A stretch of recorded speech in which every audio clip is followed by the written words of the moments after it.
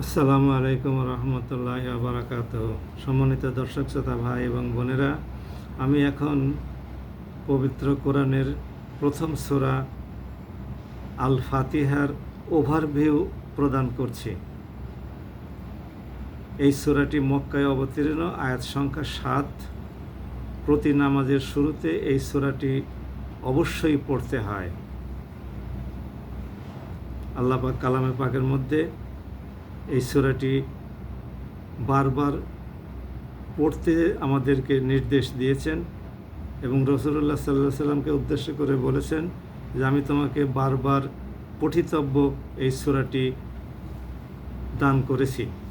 আসুন এর ওভারভিউ সম্পর্কে একটু জেনে নিই। বিসমিল্লাহির রহমানির রহিম। আল্লাহর নামে শুরু না করলে কোনো কাজই পূর্ণতা পায় না।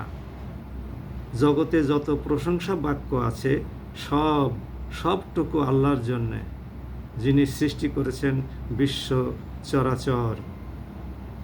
সমস্ত সৃষ্টির প্রতি তার অফুরন্ত ভালোবাসা, দয়া, মহব্বত, রহমত এবং বরকত রয়েছে। তিনি ভালোবাসেন বলে বান্দা যাচ্ছে তাই করবে তা কিন্তু নয়, বরং বিচার দিনে অন্যায় কাজের শাস্তিও তিনি পুরো মাত্রায় পরিশোধ করে দেবেন।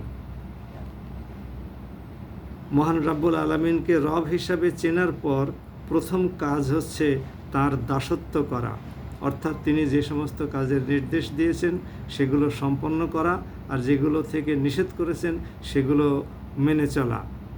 যিনি সৃষ্টি করেছেন তিনি সর্বোত্তম পথ প্রদর্শক, কারণ তিনি জানেন কোনটি ভালো কোনটি মন্দ, কোনটি তার বান্দার জন্য ভালো এবং কোনটি তার বান্দার জন্য অকল্যাণকর। সুতরাং তার নির্দেশ পালন করার মধ্যেই আমাদের সার্বিক কল্যাণ। সুতরাং তার কাছে আমাদের সঠিক পথের দিশা চাইতে হবে, অনুসরণ করা চাই পূর্বসূরীদের, যারা সঠিক পথের অনুসারী ছিলেন।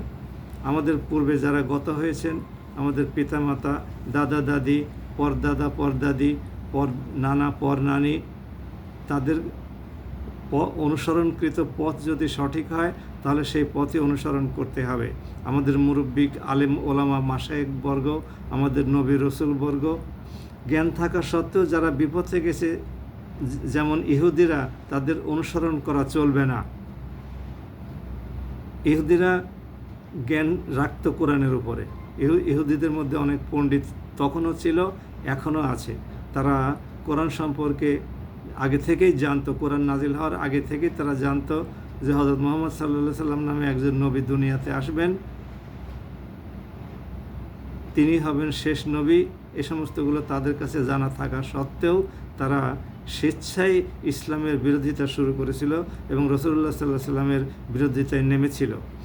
আর কিছু লোক আছে জ্ঞান না থাকার কারণে তারা পথভ্রষ্ট হয়েছে, তারা সঠিক জ্ঞান লাভ করে নাই। তারা সঠিক জ্ঞান এখন লাভ করার মতো সুযোগ থাকা সত্ত্বেও তারা সঠিক জ্ঞান অর্জন করছে না, অহংকার বশত। অর্থাৎ খ্রিস্টানরা, তাদের অনুসরণ করা যাবে না, তাদেরকে পথভ্রষ্ট হিসেবে গণ্য করা হয়েছে। এই হলো মোটামুটিভাবে সূরা আল ফাতিহার ওভারভিউ। আসুন আমরা প্রতিদিন নিয়মিত নামাজ আদায় করি এবং প্রতি নামাজের শুরুতেই সূরা ফাতিহা সহিভাবে তিলাওয়াত করার চেষ্টা করি। মহান আল্লাহ আমাদেরকে তৌফিক দান করুন। আসসালামু আলাইকুম ওয়া রাহমাতুল্লাহ।